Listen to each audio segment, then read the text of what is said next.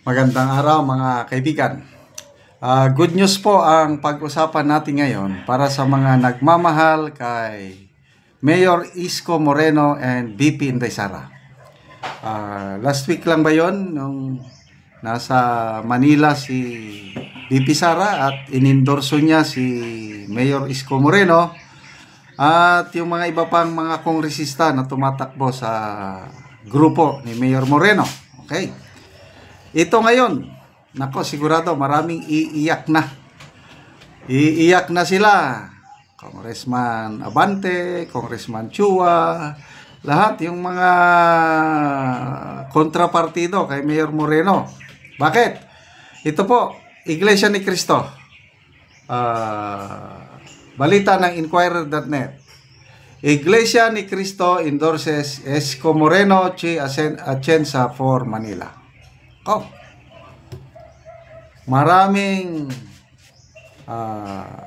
mga politiko na gustong-gusto ma-endorso ng iglesia kasi ang laking bagay yan, yung halos 99% mga iglesia sa Manila iboboto nila ang inendorso. So ito napakagandang balita. Okay, with just 1 week remaining until 2025 midterm elections, former Manila Mayor Francisco Isko Moreno and Chi Atienza has secured the endorsement of the Iglesia ni Cristo for their bid to return to City Hall. Although the church has not made an official public announcement, sources confirm its support for Moreno and Atienza. Okay, so galing. Moreno, who served as mayor from 2019 to 2022, is running to reclaim his former post. The INC's endorsement also covers 26 out of 36 candidates for Manila City Council under his ticket. Halos 10 lang ang hindi na-endorse. So I'm very sure yung mga kongresista na aliado kay Mayor Isko, most likely. Kasi, ito, balita ko lang ito ang mga kongresista na nag-endorse o nagpirma sa impeachment ni VP Sara, talagang wala na silang mapapala sa Iglesia ni Cristo. Balita lang ito, may nagsabi sa akin. So, unconfirmed, kaya lang, pag-aralan nyo, i-analyze nyo. Nagkaroon ng malakiang rally. Iglesia, kailan ba yun? Millions, more than 2 to 3 millions, nag-rally. No to impeachment. Tinuloy pa rin ang impeachment. Pirma. Ano, ang Iglesia ni Cristo, i-endorse nila yung mga pumirma sa impeachment? My humble opinion, mahirapan silang makakuha ng endorsement. Dyan sa Manila, halos lahat ata ng kongresista nagpirma. So, my opinion, itong mga kongresista na kalaban ni na Congressman Chua, Abante at iba pa, most likely, sila ang makakakuha ng endorsement ng iglesia. Yun ang tingin ko. Kaya, iiyak ng mayan. Okay, results ng survey. Results of survey from April 20 to 23, released on April 29, shows Moreno with 63% of voter support, far ahead of incumbent Mayor Hani Lacuna with 18% and Zam Versosa with 16%. Layo, times 3. The endorsement from INC adds to Moreno's already wide lead as the campaign enters its final week. Okay. So, I don't know, makalimutan ko na ilang barangay captains noon ang nag-endorse. From Manila, I think 150 barangay captains in-endorse nila ang PDP Laban Bets. And I believe mas dumami pa ngayon kasi nga formal nang itinaas ni VP Sara ang kamay ni Mayor Moreno. And I believe, kasi nakaugat na si sa tingin ko, nakaugat na si Mayor Isko sa Manila. Ang mga feedbacks, hindi ako taga Manila, kaya lang ang mga feedbacks na naririnig ko, napakaganda ang feedbacks. Hindi naman perpekto ang administrasyon ni Mayor Moreno, kaya lang marami siyang magandang nagawa nung siya umupo na mayor. Kaya nga maraming nag-endorse sa kanya na magpresidente. Sayang, masyado lang naging maaga, no? But anyway, ganyan talaga yan ang politika. Ano sa tingin nyo? Sure nang manalo si Mayor Isko Moreno? Mananalo ba ang mga ticket niya? Ang aking binabantayan palagi dyan is itong si Congressman Joel Chua and Congressman Abante. Kasi very confident si Congressman Joel Chua. Sabi niya kay VP Sara, see you during your impeachment trial.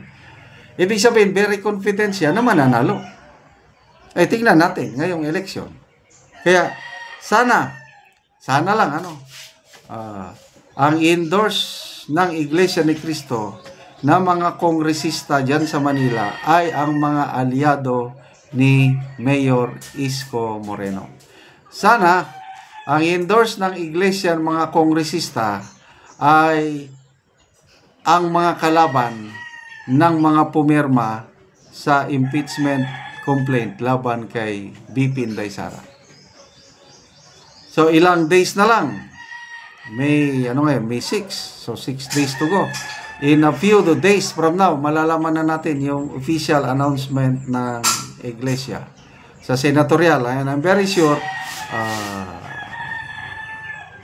Congressman Marcoleta endorse nila. So sino pa kaya? Sana madami-dami ang endorse nila galing sa Duterte. Sana ma-endorse nila at least 6. 6, ano? So I don't know kung sino.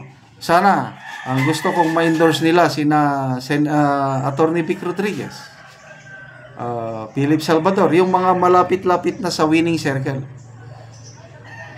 Kailangan natin na maraming senador na pro-Duterte ang manalo para maproteksyonan, para ma-ensure na malulusutan ni VP Sara ang kanyang impeachment trial. So, Duterte, kami, made up na kami, Duterte +2.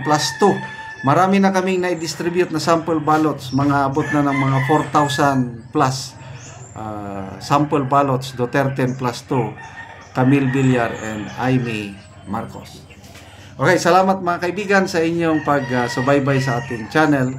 Nakakatulong kayo ng malaki sa tribong Talandig ng Bukidnon dahil ang sweldo po natin is pantulong sa tribo. Namimigay tayo ngayon ng mga libreng yero at pako para ma-repair ang sira-sirang bahay ng tribong Talandig. Panoorin nyo ang video na ito. Nakabot naman kita ang sin. Sarap ikay sa nagakayaan niya.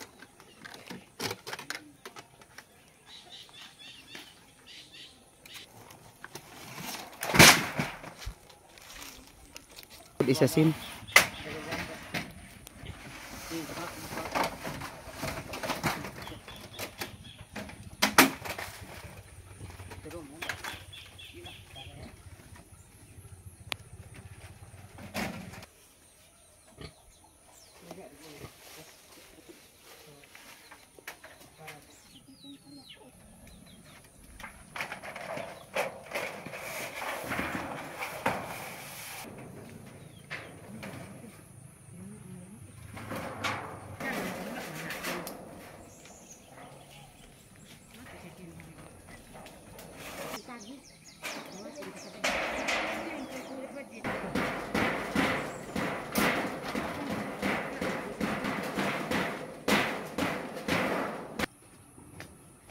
O karon unsa inyong maistorya nga maayo na inyong atop nakabalay na gyud mo og bag-o.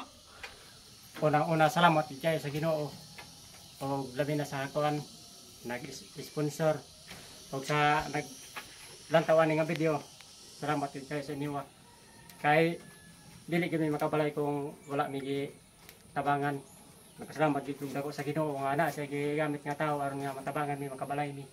Kay lisod gid kayo ang panahon karon kung wala lagi mi gitabangan dili gid mi makabalay kay wala mi kwarta nga papalit na mo gamit sa balay. Basta O ginaot unta nga magbadayon ni nga tabang para dagan pang matabangan. Dagan kayong salamat. O sige, salamat kaayo. Bye-bye. O sige, God bless. God bless. Ah.